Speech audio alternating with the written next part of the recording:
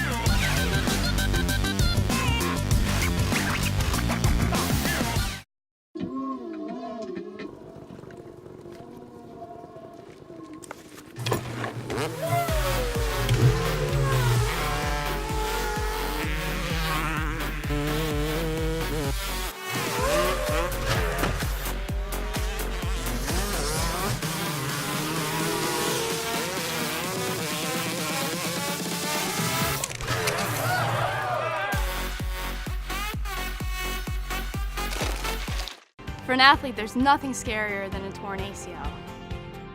Athletes trust us with their care and their careers because we're a recognized leader in sports medicine.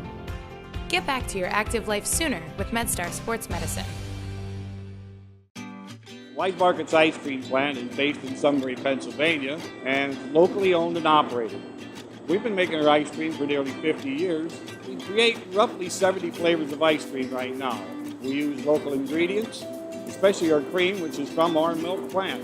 The cream is what gives our ice cream a rich and creamy texture. Now, together with our customers, we've created a product called Peanut Butter Indulgence, which will be coming out this summer. It's a peanut butter ice cream with sea salt caramel swirl, chocolate-covered pretzel. How could you go wrong with that? Personally, I love our ice cream. You come to our house at any given time, you'll find at least 5 packets of ice cream in our freezer. Our kids grew up eating Wise quality ice cream, and now we get to treat our grandchildren to it. It's been a pleasure for me to be tasting ice cream for over 40 years for Wise Markets, and I'm loving every minute of it. Welcome into the Towson Sports Network studios, where Spiro Morekas here, head coach Rob Ambrose there, as the Tigers get set for their opener in the CAA as they take on the Stony Brook Seawolves this Saturday up in Long Island. Now, the Seawolves are already 1-0 in the CAA because they have played and beaten Rhode Island. They're coming off a win against Sacred Heart this past Saturday. These two teams over the years, since this team has joined the CAA, have played some of the most physical football games that we've seen in conference play. Well said. You cannot go to Stony Brook and escape without feeling like you were in a boxing match. If they're extremely physical. They're some of the best tackling, hitting, blocking, technically sound football you face all year long. And I jokingly said, first game in the CAA is a meat grinder, and it truly is. These games have always been decided in the fourth quarter. They've always been close football games, and it's going to be another challenge. And the Tigers have come out on the winning end the last couple of times up there too, which I'm sure is on the Seawolves' minds. Also on some of the Seawolves' minds is that they used to be here, and that is the linebackers coach at Stony Brook is Matt Hackman, who was your defensive coordinator from the day you got here to Towson. So I'm sure he's going to have some extra insight to tell his fellow coaches this week. I'm sure. We've obviously changed some signals and changed some of the stuff we're going to do just to prepare for this. But, Coach Priori does a great job.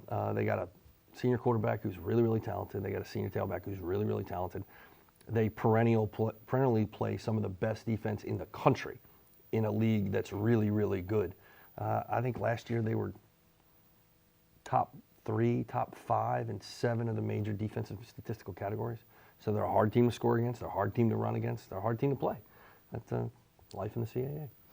You mentioned Joe Carbone, their quarterback. He's a veteran. He's been around. And Stacy Bedell has always been, barring injury, one of the most explosive running backs in the league. So it is a dual threat that you have there. It is. And, Stacy's always found a way to get hurt. That's why I think he's in his 8th year at Stony Brook. We just keep having to face him. But it is what it is. They play extremely well at home. They show up well at home. Their fans are pretty brutal, as you would expect. And it's a great atmosphere for a nighttime football game.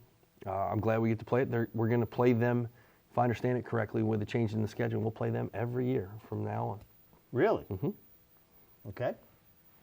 Didn't know that. A trip to Long Island every other week, every other season. year. Mm-hmm. Yeah.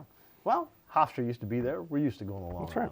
But now, for your team, as practice starts this week, do you think you're going to sense that things are ratcheting up, that the players know that, hey, this is CAA play now, every game has even more importance than the 3 that we have just played? I think that there's winning is always important, but there's an aspect of conference play that adds something to it. That you have to have a certain number of wins to be eligible, so to speak, to get in the playoffs. And the higher you rank within your conference, especially in a conference like ours, that's as well thought of as it is, puts you in the best position to do that. I told you after the first week that you're going to see the largest, biggest jumps in week 2 and week 3 in how the team plays. And I think you've seen that. You've seen, especially offensively, we've gone from to better to not too bad. And I think defensively, we were outmatched against Maryland, but you got a chance to see some really, really good stuff against a playoff opponent.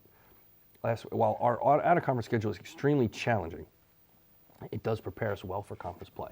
And I think the kids are ready to go.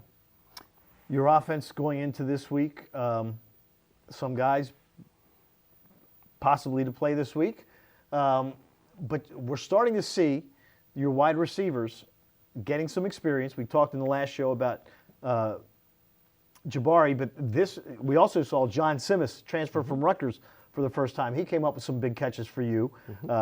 Nick Gray came up with some catches for you this week that were big. So we're starting to see that whoever is playing quarterback, they're going to have more options.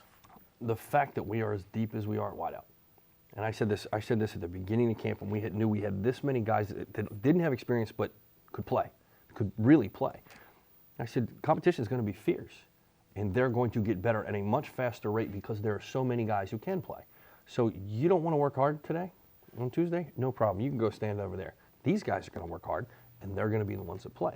So the level of competition at that position week in and week out has raised the entire group. From the quarterback perspective, you don't have a target. You have multiple targets. There's nobody you ever think, if I throw him, he might not catch this ball. Schematically, we put something on the table. Quarterback-wise, you're going, as long as I don't screw this up, we're going to have a play because my guy's going to catch the ball. He's got great faith in every single guy that lines up, and we're rolling 7, 8 guys deep in a game and playing them all. That's kind of cool. Defensively, you can say you want to go look at Jabari Greenwood if you want, but I got another Jabari that plays too. He's the guy that caught the ball against Maryland for a touchdown. So, lots of weapons. We just got to be smart enough to get the ball in our hands. And that all starts this Saturday night at 6 o'clock from Stony Brook, Long Island, when the Tigers take on the Seawolves. Join Gordy Combs and myself at 5:45 on 104.9 FM and TowsonTigers.com. So for head coach Rob Ambrose, I'm Spiro Morekas. We'll be back with you next week to talk about the Stony Brook game and the upcoming game against Villanova when the Tigers play their home opener in the CAA at Johnny Unitas Stadium.